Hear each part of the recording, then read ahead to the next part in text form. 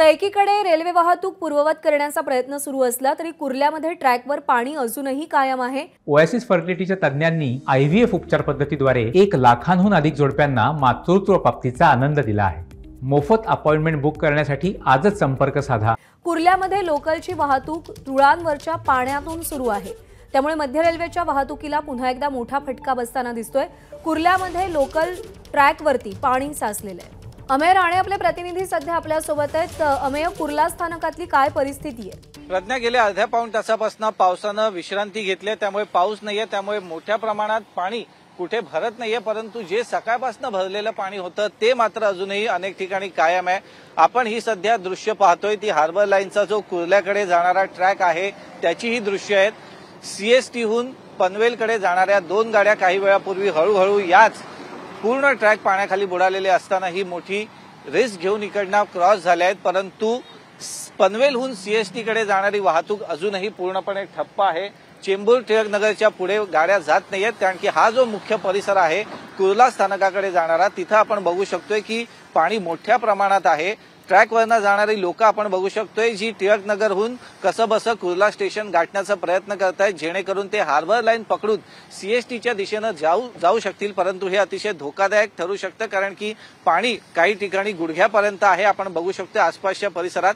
आणि हे होण्याचं नेमकं कारण काय ते सुद्धा मी तुला प्रज्ञा दाखवतो, कारण की मी माझे कॅमेरामन दीपेश आहेत त्यांना सांगेन की रेल्वेनं इथे जे 3 पाणी उपसा करण्यासाठी पंप लावलेले होते त्यापैकी दुर्दैवानं केवळ 1 पंप रडत खडत सुरू आहे, बाकीचे दोन्ही पंप हे पूर्णपणे बंद आहेत, त्यामुळे हा विलंब लागतोय पाणी उपसा होण्यासाठी।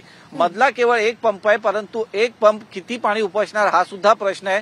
जर हे लावलेले पंप सकाळपासून कार्यान्वित असते तर हे पाणी याच्या आधीच लवकर इकडनं निवळलं असतं, परंतु त्या एका पंप ताण आल्याने बाकीचे दोन्ही पंप हे सध्या बंद अवस्थेत आपल्याला पाहायला मिळत आहेत, ते काम करत नाहीयेत, त्यामुळे या परिसरातनं पाणी जे आहे त्याचा निचरा होत नाहीये। तर रेल्वे प्रशासनाने ही खबरदारी घेतली पाहिजे की सुरक्षेचा उपाय म्हणून तुम्ही ज्या ज्या ठिकाणी पंप लावल्यात ते चालू आहेत की नाही, ते सुरू आहेत की नाही। खरं तर काल मध्यरात्रीपासूनच जो पावसाचा जोर होता ते पाहता रेल्वे प्रशासनाने इथं रात्री किंवा पहाटेपासूनच या पंपची दुरुस्ती किंवा ते सुरू करण्याचं काम करायला हवं होतं, परंतु ते झालं नाहीये।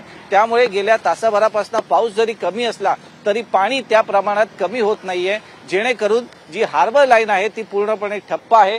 तर मध्य रेल्वेची लाईन सुद्धा 20 ते 25 मिनिटांनं अतिशय धीम्या गतीनं सुरू आहे, ज्याचा परिणाम सर्व रेल्वे स्थानकांवर पाहायला मिळतोय। रेल्वे स्थानकांवरती तुडुंब गर्दी आहे। अनेक रेल्वे स्थानकांवरनं लोक आता पर्यायी रस्ते मार्गाचा वापर करू इच्छित आहेत, कारण की हार्बर लाईन ही सीएसटीकडे जाणारी पूर्णपणे बंद आहे। तर कुर्ल्याच्या पुढे जी मध्य रेल्वेची लाईन आहे ती सुद्धा खूप उशिरानं सुरू आहे, त्यामुळे आता त्याचा ताण रस्ते वाहतुकीवर येतोय। रस्ते वाहतुकीकडनं पालिकेनं काही प्रमाणात जे केली होती नालेसफाईचा दावा तो सकाळी सपशेल खोटा ठरलेला आहे, त्यामुळे अनेक ठिकाणी पाणी साचलं होतं।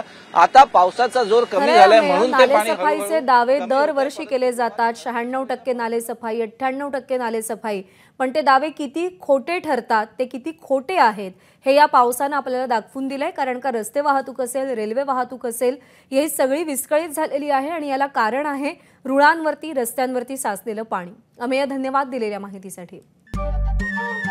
नमस्कार। मन सुद्धा तुझं ही एबीपी माझावरची वेगळीच मालिका खूप गाजली। हिचा दुसरा सीझन केव्हा येणार अशी अनेकदा विचारणाही झाली, पण आता प्रतीक्षा संपली। लवकरच येतोय सीझन 2। मन सुद्धा तुझं। होई मन